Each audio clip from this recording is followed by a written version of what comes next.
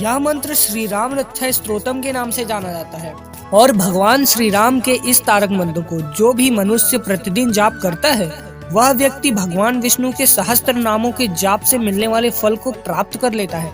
नमस्कार दोस्तों, स्वागत करता हूं मैं आपके अपने YouTube चैनल वाईफाई सनातन पर।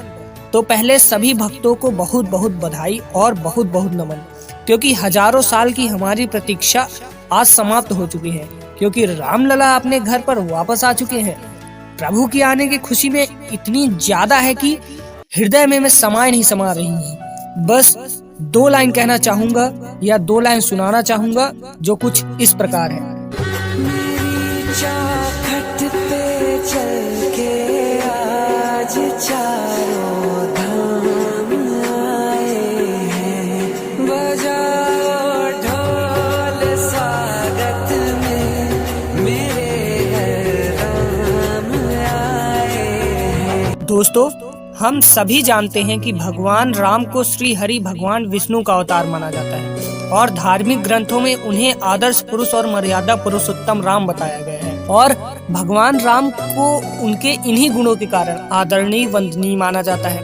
इसके साथ भगवान श्री राम अपने धर्म, वरीयता, शिष्टता, निष्ठा, करुणा, प्रेम, साहस और संतुलन की वजह से भारत में भगवान श्री राम पर आस्था रखने वाले लोगों के लिए आदर्श का प्रतीक है। और आज हम उन्हीं वीर आदर्श पुरुष मर्यादा पुरुषोत्तम भगवान श्री रामचंद्र के नाम की महिमा के बारे में जानेंगे और साथ ही जानेंगे कि श्री रामचंद्र की कृपा से अगर आप अपने जीवन में उनका नाम धारण करते हैं तो आपका पूरा जीवन कैसे सार्थक हो सकता है। इसलिए दोस्तों, वीडियो में लास्ट तक जरूर बने रहें, क्योंकि हो सकता है ये वीडियो प्रभु श्री रामचंद्र की कृपा से आप ही के लिए बनी हो, क्योंकि श्री रामचंद्र पर आस्था रखने वाले इस छोटे से भक्ति के इस छोटे वीडियो को आप लोग जरूर देखें। सब्सक्राइब करना या न करना आपकी भावना और श्रद्धा पर आधारित है, उसका मुझे कोई लालच नहीं है।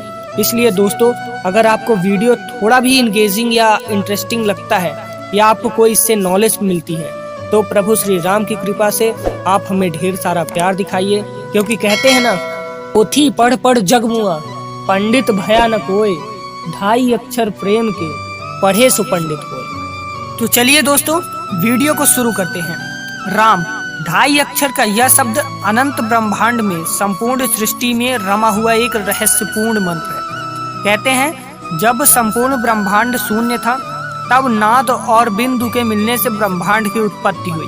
नाद का मतलब है ध्वनि और बिंदु का मतलब है प्रकाश, और इससे ध्वनि द्वारा हमें प्राप्त हुआ ओम। हाँ दोस्तों, जिसमें शिव के उत्तर मुख से आकार, पश्चिम मुख से उकार और दक्षिण मुख से मकार और पूर्व मुख से बिंदु और मध्य मुख से नाद का प्राकंड्य हुआ। इस तरह से 5 अवयवों से मुक्त ओमकार का निर्माण होता है। दोस्तों, विष्णु पुराण के अनुसार ब्रह्मदेव भगवान विष्णु के नाभि कमल से उत्पन्न हुए, जबकि भगवान शिव भगवान विष्णु के माथे के तेज से उत्पन्न हुए।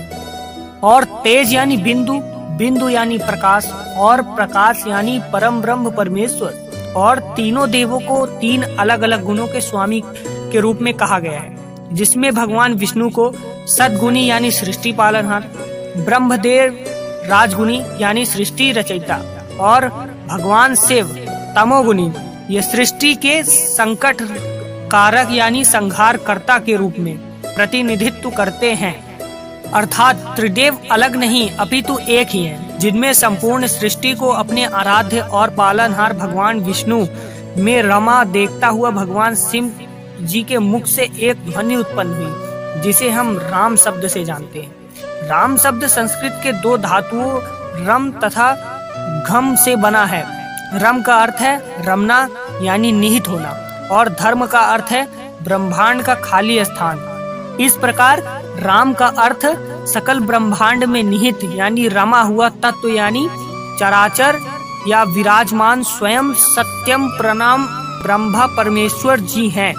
दोस्तों, एक बार की बात है, भगवान शिव ने माता पार्वती जी से अपने साथ में बैठकर भोजन करने का अनुरोध किया और फिर पार्वती जी ने यह कहकर टाल दिया कि वे विष्णु सहस्त्र नाम का पाठ कर रही हैं। कुछ देर तक की प्रतीक्षा के बाद भगवान शिव जी ने जब दोबारा फिर से माता जी से अनुरोध किया कि आप आ जाइए, तो उन्होंने बताया कि वे विष्णु सहस्त्र नाम का पाठ कर रही हैं। और पूरा होने के बाद ही भोजन करेंगी। लेकिन भगवान शिव जी को शीघ्रता थी, क्योंकि रखे रखे भोजन ठंडा हो रहा था। तब भगवान शिव जी ने माता से कहा, सुनो पार्वती, जिनके नाम में संपूर्ण ब्रह्मांड सहित संपूर्ण सृष्टि रमी हुई है और जो स्वयं भगवान विष्णु के सहस्त्र नामों के समान है, वो एक मंत्र नाम है जिसका नाम है राम। इसलिए सिर्फ एक राम नाम ही कहो, क्योंकि एक बार राम नाम कहने से विष्णु सहस्त्र नाम का संपूर्ण फल स्वतः ही प्राप्त हो जाएगा। अर्थात मित्रों, सब घुमा फिरा के बात करने का यही मतलब है कि दोस्तों, राम नाम एक बहुत ही शक्तिशाली महामंत्र है। राम नाम का जाप करने से व्यक्ति को सही दिशा मिलती है और सही कार्य करने की प्रेरणा मिलती है, और राम नाम का जप करने से मन की स्थिरता बनी रहती है। राम नाम में ऐसी शक्ति है जो आपके जीवन में सौभाग्य और समृद्धि ला सकता है और सभी ग्रह दोषों का प्रभाव कम करता है। राम नाम का जाप करने वाले भक्तों को हनुमान जी की कृपा स्वतः मिल जाती है। व्यक्ति को सही कार्य करने की शिक्षा मिलती है और साथ ही मन मस्तिष्क में सकारात्मक विचार उत्पन्न होते हैं। इसलिए आपसे अनुरोध है कि आप लोग अपने जीवन में राम नाम का उचित स्थान दिए रखिए या बनाए रखिए। राम नाम का जाप करने वाले व्यक्ति को एक अद्भुत तेज प्राप्त होता है।